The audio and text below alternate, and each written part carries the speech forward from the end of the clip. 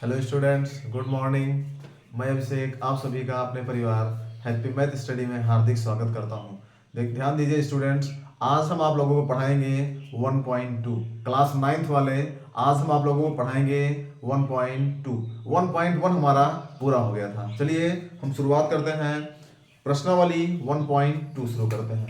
चलिए देखिए, हम शुरू करते हैं प्रश्नावली 1.2। चलिए देखिए, सबसे पहला सवाल नंबर सबसे पहला, निम्न में से कौन सी अपरिमेय संख्या है। ध्यान दीजिए, हमारा 4 दिया गया है, √3 दिया गया है, a दिया गया है √3, b दिया गया है √25, c में दिया गया है √9 और d में दिया गया है √9/25। ध्यान दीजिए, हमारा 4 सवाल दिया गया है, फर्स्ट, सेकंड, थर्ड और फोर्थ। हमारा 4 सवाल दिया गया है। हमसे पूछा है निम्न में से कौन सी अपरिमेय संख्या है। चलिए ध्यान दीजिए, हम लोगों को बताना है कौन सी अपरिमेय संख्या है। ध्यान दीजिए, आप लोगों को बताए थे अपरिमेय संख्या ऐसी संख्या जिसे p/q के रूप में ना लिख सके, ना व्यक्त कर सके, अपरिमेय संख्या कहलाती है। ध्यान दीजिएगा, चलिए देखिए, √3, ध्यान दीजिएगा, √3, √25, √9, √9/25। चलिए देखिए, सबसे पहले हम ध्यान दीजिए √3, यानी हम लोग इसका वर्गमूल नहीं निकाल सकते हैं। ध्यान दीजिएगा, इसका वर्गमूल नहीं निकलेगा। अब देखिए दूसरा वाला √25, इसका हम लोग वर्गमूल निकालेंगे तो इसका वर्गमूल आएगा 5। देखिए ध्यान दीजिए, 5/1, इसको हम p/q के रूप में लिख सकते हैं। यह हो गया। √9 का वर्गमूल निकालेंगे तो आएगा 3 को हम लोग 3/1 लिख देंगे, इसको भी हम लोग p/q लिख सकते हैं। अगला देखिए, इधर वाला √9/25, 9 का वर्गमूल निकालेंगे तो 3 आएगा, 25 का वर्गमूल निकालेंगे तो 5 आएगा, इसको भी हम लोग लिख सकते हैं p/q। ध्यान दीजिएगा, इसको भी लिख सकते हैं p/q, इसको भी लिख सकते हैं और इसको भी लिख सकते हैं। यानी कि हमारा जो पहला वाला है √3 का वर्गमूल नहीं निकलेगा, यानी कि हम लोग √3 को p/q नहीं बना सकते हैं। यानी हमारा यही पहला वाला अपरिमेय होगा, अपरिमेय हमारा हो जाएगा ए वाला ऑप्शन। यही वाला ऑप्शन हमारा सही रहेगा। √3 एक अपरिमेय संख्या है। चलिए देखिए, इसके बाद में सवाल नंबर दूसरा लिखते हैं, क्वेश्चन नंबर दूसरा। देखिए क्वेश्चन नंबर 2, देखिए 2 - √5। चलिए ध्यान दीजिए, 2 - √5 1। ध्यान दीजिए, इसमें भी 4 ऑप्शन दिया गया है।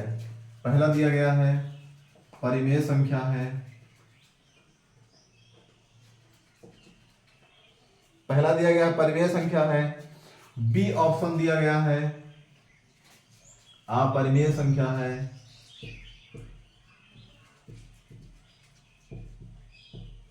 अपरिमेय संख्या है। सी ऑप्शन दिया गया है, ध्यान दीजिएगा, सी ऑप्शन दिया गया है प्राकृतिक संख्या है। सी ऑप्शन दिया गया है प्राकृतिक संख्या है। और डी ऑप्शन हमारा दिया गया है, ध्यान दीजिएगा, इनमें से कोई नहीं,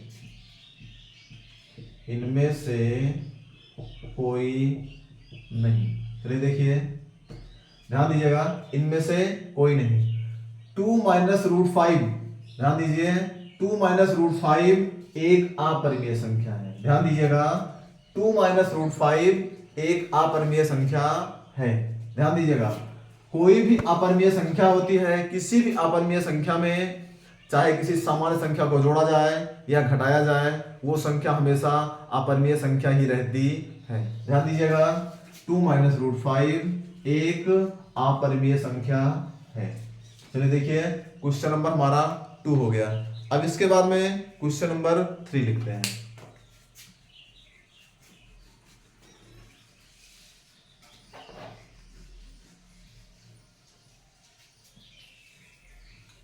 देखिए क्वेश्चन नंबर 3 हम लिखते हैं, किन्हीं दो अपरिमेय संख्याओं का गुणनफल होता है। क्वेश्चन नंबर 3, किन्हीं दो अपरिमेय संख्याओं का, किन्हीं दो अपरिमेय संख्याओं का गुणनफल होता है। ध्यान दीजिए, किन्हीं दो अपरिमेय संख्याओं का गुणनफल होता है। देखिए पहला ऑप्शन दिया गया है, सदैव एक अपरिमेय संख्या, सदैव एक अपरिमेय संख्या। बी ऑप्शन दिया गया है, ध्यान दीजिए, बी ऑप्शन दिया गया सदैव एक परिमेय संख्या, सदैव एक परिमेय संख्या। फिर हमारा सी ऑप्शन दिया गया है, सदैव एक पूर्णांक,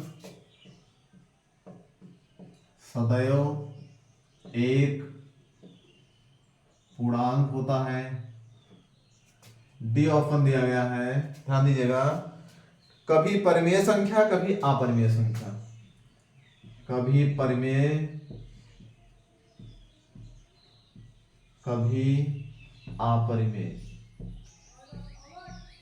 देखिए ध्यान दीजिए, हमसे पूछा गया किन्हीं दो अपरिमेय संख्याओं का गुणनफल होता है। ध्यान दीजिएगा, किन्हीं दो अपरिमेय संख्याओं का गुणनफल जो होगा वो कभी परिमेय भी हो सकता है, कभी अपरिमेय भी हो सकता है। आप लोग ध्यान दीजिए, देखिए हम बता रहे हैं, अगर हम लोग √3 का गुणा √3 से करेंगे, ध्यान दीजिएगा, ये भी अपरिमेय संख्या है, ये भी अपरिमेय संख्या है, इसका दोनों का गुणा करेंगे तो रूट का गुणा रूट से रूट खत्म, यानी कि हमारा आ जाएगा 3। अब देखिए 3 को हम लोग लिख सकते हैं 3/1, यानी ये हमारा p/q बन गया। देखिए ये भी अपरिमेय था, ये भी अपरिमेय था, दो अपरिमेय संख्याओं का गुणनफल परिमेय आ गया हमारा, ये परिमेय है। ध्यान दीजिए, परिमेय भी आ सकता है, अपरिमेय भी आ सकता है। देखिए एक दूसरा एग्जांपल लिखते हैं, मान लीजिए लिख दिया जाए √3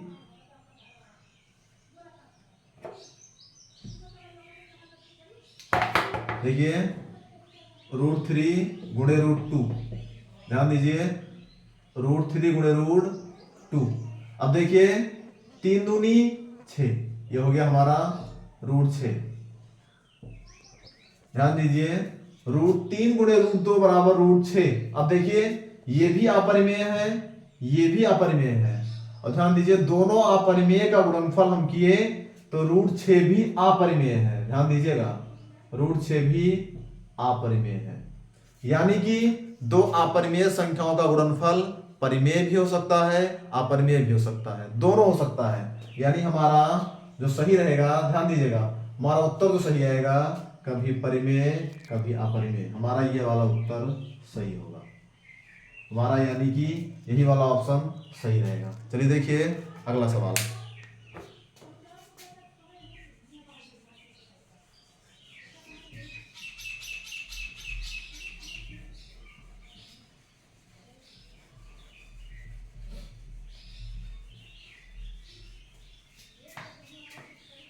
चलिए देखिए, अब इसके बाद में हम, ये हमारा यहां तक बहुविकल्पीय था, अब हमारा शुरू होगा अतिलघु उत्तरीय।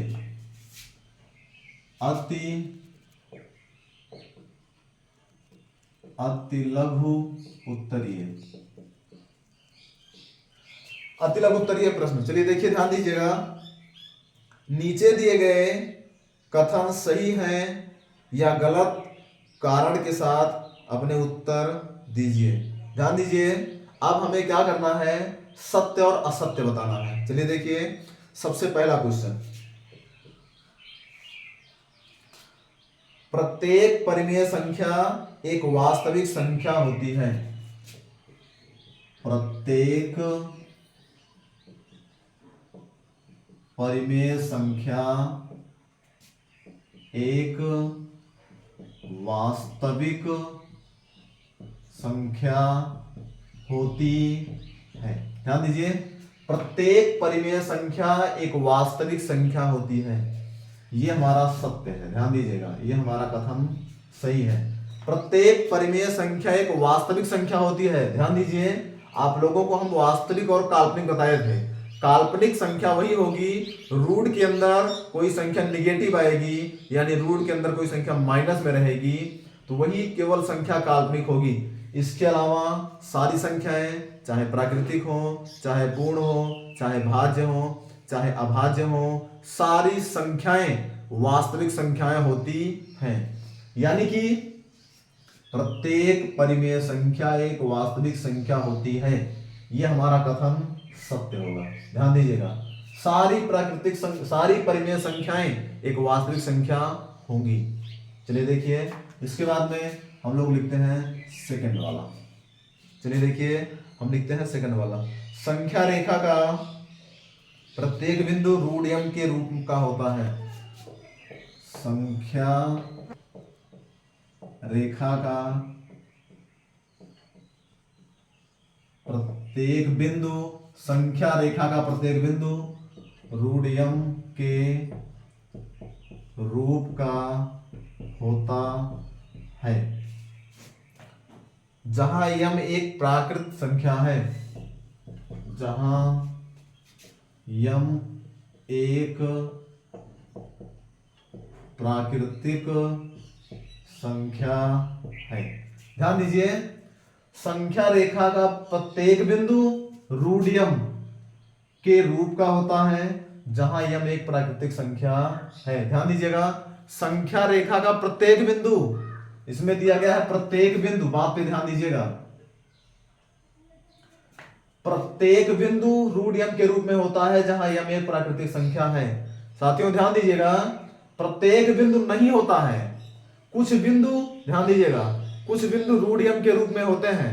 रूट की कुछ संख्याएं होती हैं जिन्हें संख्या रेखा पे हम लोग दर्शाते हैं, लेकिन प्रत्येक बिंदु नहीं होता है। ध्यान दीजिए, प्रत्येक बिंदु रूट m के रूप में नहीं होता है, यानी हमारा ये कथन असत्य होगा, ये गलत है।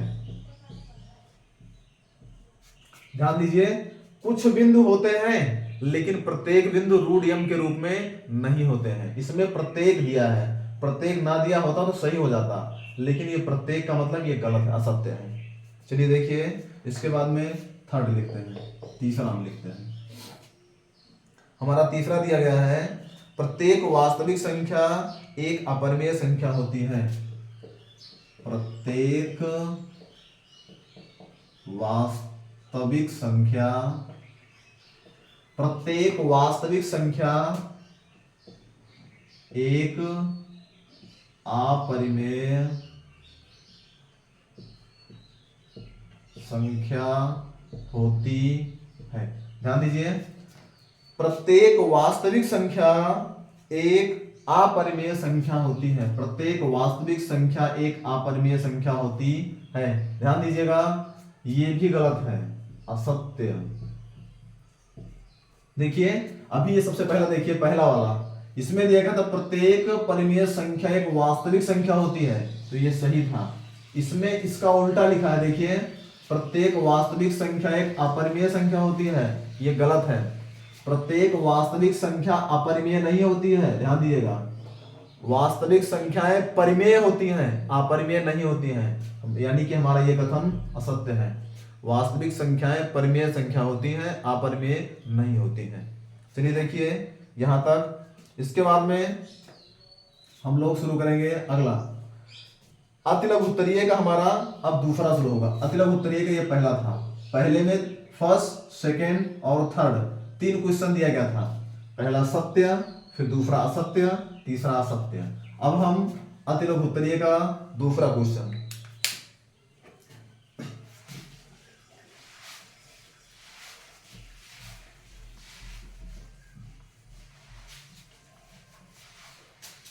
अतिलघु उत्तरीय का दूसरा शुरू करते हैं। दूसरा में फर्स्ट, चलिए देखिए, संख्या रेखा के प्रत्येक बिंदु के संगत एक वास्तविक संख्या होती है। चलिए देखिए, संख्या रेखा के प्रत्येक बिंदु के, संख्या रेखा के प्रत्येक बिंदु के संगत संख्या रेखा के प्रत्येक बिंदु के संगत एक वास्तविक संख्या होती है। एक वास्तविक संख्या होती है। ध्यान दीजिए, संख्या रेखा के प्रत्येक बिंदु के संगत एक वास्तविक संख्या होती है। यह हमारा सत्य होगा। ध्यान दीजिए, संख्या रेखा पे जो संख्याएं दर्शाई जाती हैं, यानी कि संख्या रेखा पे जिन संख्याओं को व्यक्त करते हैं, वो संख्याएं हमेशा वास्तविक संख्याएं ही होती हैं। काल्पनिक संख्याओं को संख्या रेखा पर निरूपित नहीं कर सकते हैं। ध्यान दीजिएगा, वास्तविक संख्याएं ही हैं जिनको हम लोग संख्या रेखा पर निरूपित करते हैं, यानी हमारा ये वाला सत्य होगा। पहला सत्य है। अब देखिए सेकंड लिखते हैं।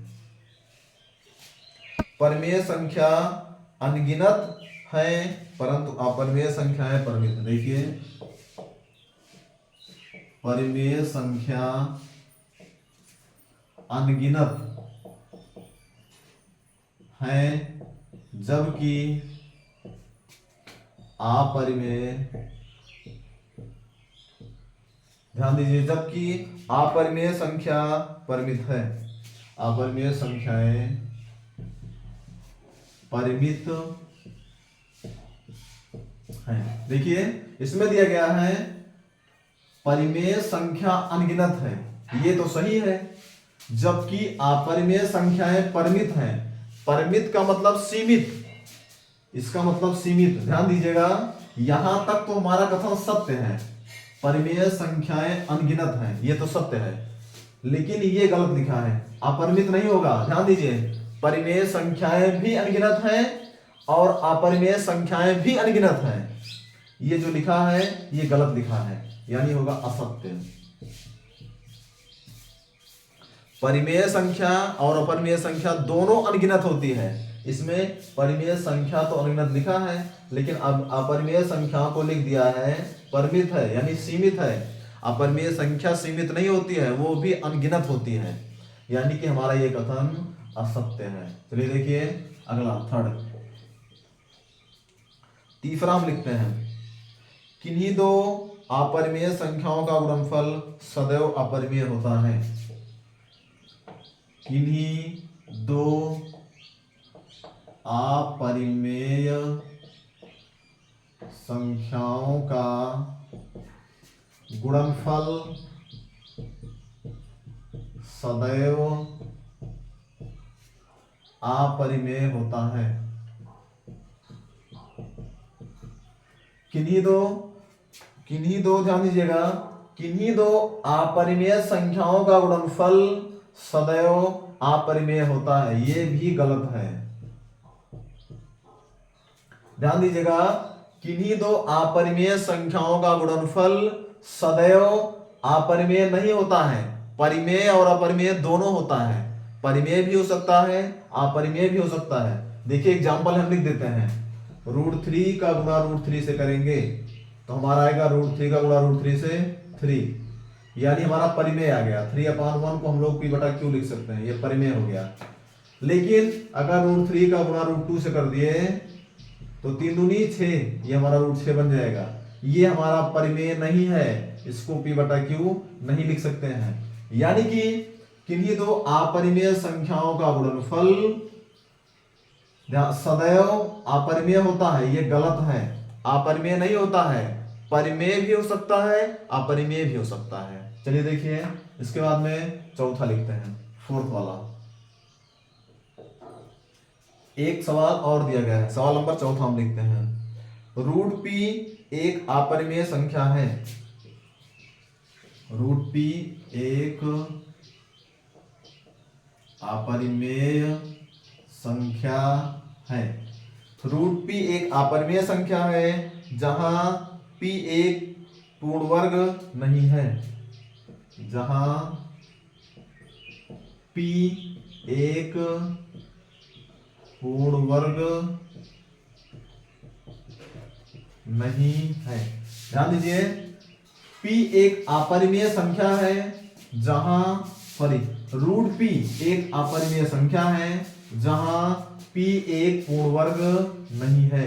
ध्यान दीजिएगा, अगर रूट के अंदर कोई संख्या लिखी रहती है, ध्यान दीजिए, रूट के अंदर कोई संख्या लिखी रहती है और संख्या पूर्ण वर्ग होती है तो परिमेय होता है, नहीं तो अपरिमेय होता है।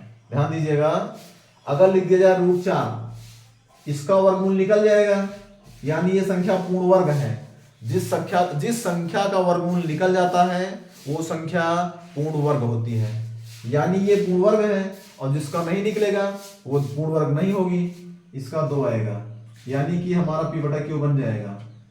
ये संख्या, ध्यान दीजिएगा, ये संख्या तो परिमेय है, लेकिन अगर रूट 5 लिख दिया जाए तो ये अपरिमेय है। हमसे पूछा है रूट p एक अपरिमेय संख्या है, यहां तक तो ठीक है। जहां p एक पूर्ण वर्ग नहीं है, अगर p पूर्ण वर्ग नहीं रहेगा तो हमेशा अपरिमेय होगा, यानी ये कथन सत्य है हमारा, ये सत्य कथन है, सत्य लिखा है।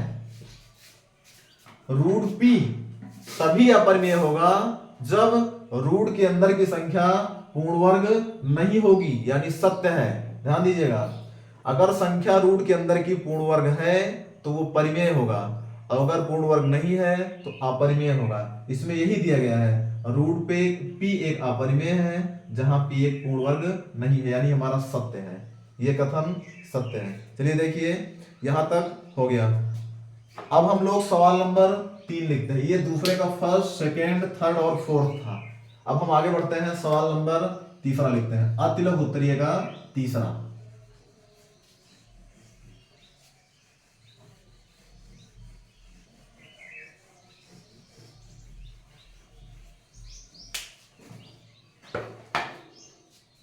अतिलक उत्तरीय का तीसरा क्वेश्चन, चलिए देखिए, क्या सभी धनात्मक पूर्णांकों के वर्गमूल, ध्यान दीजिए, लिखा है क्या सभी धनात्मक पूर्णांकों के वर्गमूल, क्या सभी धनात्मक पूर्णांकों के वर्गमूल अपरिमेय होते हैं?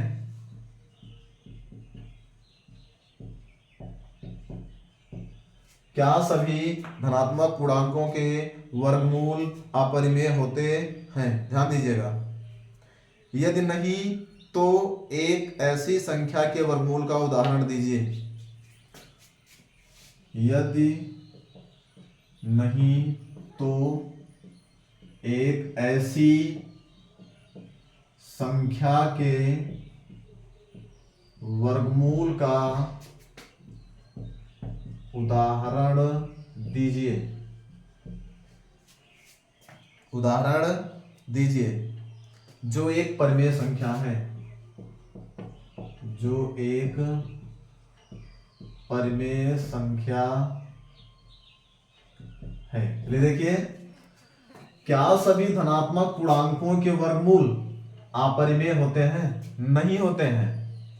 सभी धनात्मक संख्याओं के वर्गमूल अपरिमेय नहीं होते हैं। ध्यान दीजिए, लिख दिया जाए रूट 9, सॉरी रूट 9, रूट 9 का वर्गमूल कितना होगा? 3। क्या ये अपरिमेय है? अपरिमेय नहीं है, ये परिमेय है। ध्यान दीजिएगा, p बटा q बन गया, यानी ये परिमेय है। लिख दिया जाए रूट 4, रूट 4 का वर्गमूल 2, यानी कि हम 2 को लिख सकते हैं 2/1, यानी हमारा p बटा q बन गया। ध्यान दीजिए, p बटा q बन गया, यानी कि रूट 4 परिमेय संख्या है, रूट 9 परिमेय संख्या है। इसमें दिया गया है क्या सभी धनात्मक पूर्णांकों के वर्गमूल अपरिमेय होते हैं? नहीं होते हैं। ध्यान दीजिएगा, सभी धनात्मक पूर्णांकों के वर्गमूल अपरिमेय नहीं होते हैं, परिमेय भी होते हैं, अपरिमेय भी होते हैं, दोनों होते हैं। यदि नहीं तो किसी संख्या के वर्गमूल का उदाहरण दीजिए। ध्यान दीजिए, हम आप लोगों को उदाहरण बता दिए, चाहे जो संख्या रहेगी, जो संख्या पूर्ण वर्ग संख्या रहेगी, ध्यान दीजिए, वो कभी भी रूट के अंदर रहेगी तो वो संख्या अपरिमेय नहीं होगी, यानी कि इसका उत्तर हो जाएगा नहीं। इस कथन का उत्तर हो जाएगा नहीं। उदाहरण हम आप लोगों को बता दिए, उदाहरण आप लोग चाहे जो दे सकते हैं। चलिए देखिए, इसके बाद में अगला सवाल, सवाल नंबर 3 हो गया हमारा। अब अगला सवाल लिखते हैं।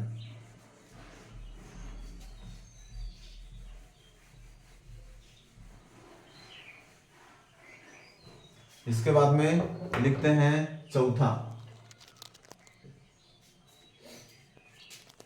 परिमेय संख्याओं 5/7, परिमेय संख्याओं 5/7 और 9/11 के बीच, और 9/11 के बीच, ध्यान दीजिए, 5/7 और 9/11 के बीच 4 अलग अलग अपरिमेय संख्याएं ज्ञात कीजिए। के बीच 4 अलग अलग अपरिमेय संख्याएं ज्ञात कीजिए। ध्यान दीजिए, हमसे पूछा है 5/7 और 9/11 के बीच 4 अपरिमेय संख्याएं ज्ञात करना है। 4 संख्याएं ज्ञात करना है, लेकिन परिमेय नहीं, अपरिमेय ज्ञात करना है। चलिए ध्यान दीजिए, अपरिमेय संख्याएं वे संख्याएं होती हैं जिन्हें हम p/q ना बना सकें। ध्यान दीजिएगा, अपरिमेय संख्याओं को p/q के रूप में नहीं लिख सकते हैं। चलिए देखिए, सबसे पहले जान लीजिए अपरिमेय संख्याएं क्या होती हैं और परिमेय क्या होता है। अगर लिख दिया जाए 3.121212, ध्यान दीजिएगा, अगर कोई पार्टिकुलर संख्या बार बार आ रही है तो ये परिमेय होता है। ध्यान दीजिएगा, ये कभी भी अपरिमेय नहीं होता है, ये परिमेय है। ये परिमेय संख्या है 3.121212, इसको हम लोग p/q बना सकते हैं। या लिख दिया जाए 4.19191919, ये परिमेय संख्या है, ये संख्या परिमेय है, इसको हम लोग p/q बना सकते हैं। लेकिन देखिए, जैसे लिख दिया जाए 2.9119119111, ये संख्या अपरिमेय संख्या है। या फिर लिख दिया जाए 3.1221221222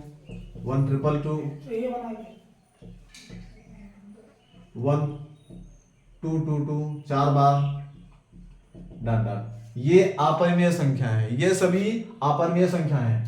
अगर इस तरह से आएगा 91911191119111, इस तरह से कोई संख्या आएगी तो ये अपरिमेय संख्याएं हैं। ध्यान दीजिएगा, ये ऊपर दोनों ये परिमेय है। कोई पार्टिकुलर संख्या बार बार इस तरह से आएगी तो ये परिमेय होगा, लेकिन ये अपरिमेय होगा। या फिर कुछ लिख दिया जाए 2.7171171117111 डॉट डॉट, ये सभी अपरिमेय संख्या है।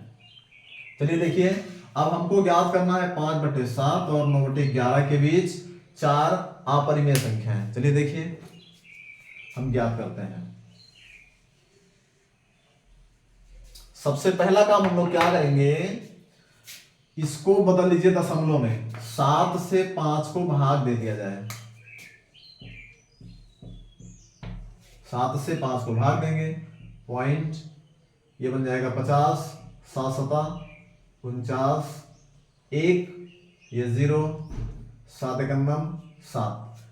बस इतना लिख दीजिए, इतना पर्याप्त है, इतना ही काफी, इतना आप लोग दीजिए बस, कोई दिक्कत नहीं है। यानी कि हमारा ये आ गया, ध्यान दीजिए, 5/7 था और दूसरा था 9/11। 5/7 को हल किए हम लोग, दशमलव में बदल लिए, हमारा आ गया 0.71। चलिए देखिए, इसको बदल लिया जाए, 11 से 9 को भाग देंगे, 11 करना, सॉरी दशमलव बढ़ाए, ये 0 बन गया, 90, 11 8 88, 88 2 90, यानी बन गया 20, 11 करना 11। ध्यान दीजिए 0.81, यह आ गया 0.81। चलिए देखिए, ध्यान दीजिएगा, इतना लिख दिया, बस इतना पर्याप्त है हमारा।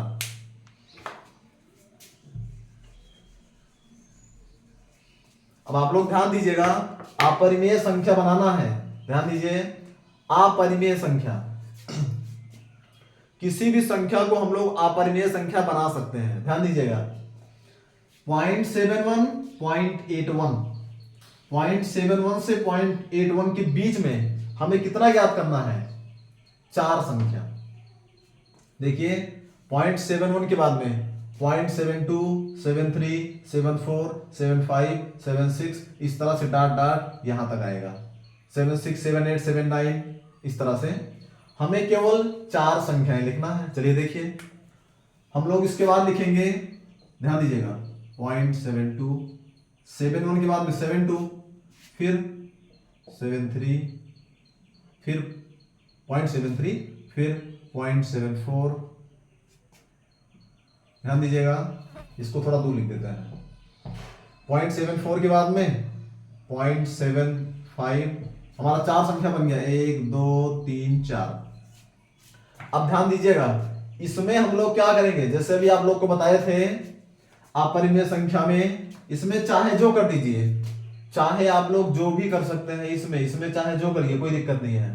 इसको आप लोग लिख सकते हैं, चाहे जो लिखा जाए, मान लीजिए लिख दिया जाए 01, 011, 011, ध्यान दीजिए, कुछ भी लिख सकते हैं आप लोग, 01 लिखे, 011, फिर 011, डॉट डॉट, बस इसी तरह से लिखना है। अब इसके बाद में इसको लिख दिया जाए, 0.73 लिखा है, कुछ भी लिख दीजिए, उससे मतलब नहीं है। ध्यान दीजिए, पॉइंट लिखा है 21, 211, 211, डॉट डॉट डॉट डॉट, ऐसे लिख दीजिए। कुछ भी आप लोग इसके आगे कोई भी अपरिमेय संख्या जोड़ सकते हैं, कुछ भी कर सकते हैं। ध्यान दीजिए, 0.74 लिखा है, इसके आगे जोड़ दिया जाए कुछ भी, 32, 322, 322, कुछ भी जोड़ दीजिए, आगे डॉट डॉट। इसी तरह से इसमें भी कर दीजिए, इसी तरह से कुछ भी कर सकते हैं। मान लीजिए 0.75 लिखा है, 63, 633, 633, डॉट डॉट डॉट डॉट। इस तरह से आप लोग बीच की अपरिमेय संख्या ज्ञात कर सकते हैं। यानी कि हमारे 1, 2, 3, 4, आप लोग कुछ भी लिख सकते हैं। जैसा आप लोगों को बताया, हम अपरिमेय ज्ञात करने के लिए 0.35, 355, 355, इस तरह से डॉट डॉट कुछ भी कर सकते हैं। 0.0, ध्यान दीजिए, 0.01, 001, 0001, 00001, डॉट डॉट, ये भी अपरिमेय संख्या है। कुछ भी आप लोग अपने आप से लिख सकते हैं। ध्यान दीजिए, कुछ भी 0.93, 933, 9333, इस तरह से कोई भी अपरिमेय संख्या आप बना सकते हैं, आगे डॉट डॉट। ये सभी अपरिमेय संख्याएं होती हैं। इसमें आप लोग कोई भी अपरिमेय संख्या बना दीजिएगा। हमसे 4 संख्या पूछा था, हम 4 संख्या बना दिए। चलिए साथियों, यहां तक लगभग अतिलघु उत्तरीय हमारा पूरा हो गया है। इसके बाद में हम आप लोगों को बताएंगे लघु उत्तरीय प्रश्न। तब तक के लिए अब हम लोग अपना क्लास यही समाप्त करते हैं। तब तक के लिए आप लोग खुश रहिए, मस्त रहिए। जय हिंद।